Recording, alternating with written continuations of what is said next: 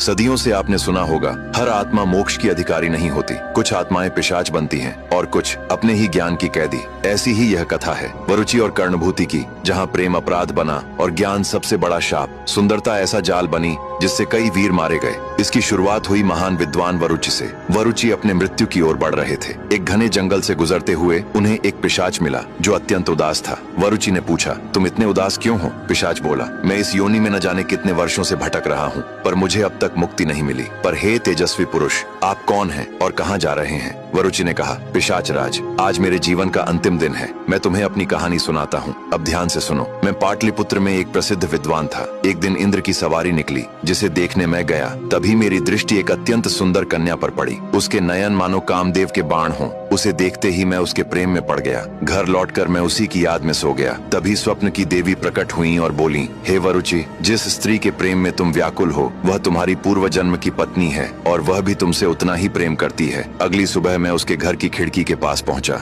मैंने प्रेम पत्र लिखा और पास के वृक्ष पर रहने वाली गिलहरी से विनती की कि वह यह पत्र सुंदर कन्या उपकोषा तक पहुंचा दे। गिलहरी पत्र लेकर खिड़की से उपकोषा तक पहुंच गई। पत्र पाकर उपकोषा बाहर आई। उसकी आंखें गवाही दे रही थीं कि वह भी मुझसे प्रेम करती है। लेकिन मैंने चोरी छिपे प्रेम पाने के बजाय उसके माता पिता से मिलने का निश्चय किया और उसकी माँ को सब स्पष्ट बता दिया। मैं प्रसिद्ध विद्वान था, इसलिए वे विवाह के लिए सहर्ष तैयार हो गए और हमारा विवाह हुआ। कुछ समय सब सुखपूर्वक चला, पर तुम तो जानते हो, मनुष्य अधिक दिनों तक सुखी नहीं रहता। एक दिन मेरे गुरु के आश्रम में एक बालक विद्या लेने आया। वह मूर्ख था और सब उसका मजाक उड़ाते थे। इस अपमान से दुखी होकर उसने वर्षों तक भगवान शिव की कठोर तपस्या की। महादेव प्रसन्न हुए और उसे परम ज्ञान का वरदान दिया। लौटकर उसने मुझे चुनौती दी और मैं ही नहीं, सभी ज्ञानी उससे हार गए। यह पराजय मेरे हृदय को चीर गई। मैंने धन की देखरेख व्यापारी धर्मदत्त को सौंप दी और अधिक ज्ञान की खोज में पत्नी को छोड़ कैलाश की ओर चला गया। मेरी पत्नी उपकोषा अत्यंत सुंदर थी। वह प्रतिदिन संध्या को नदी में स्नान करने जाती थी।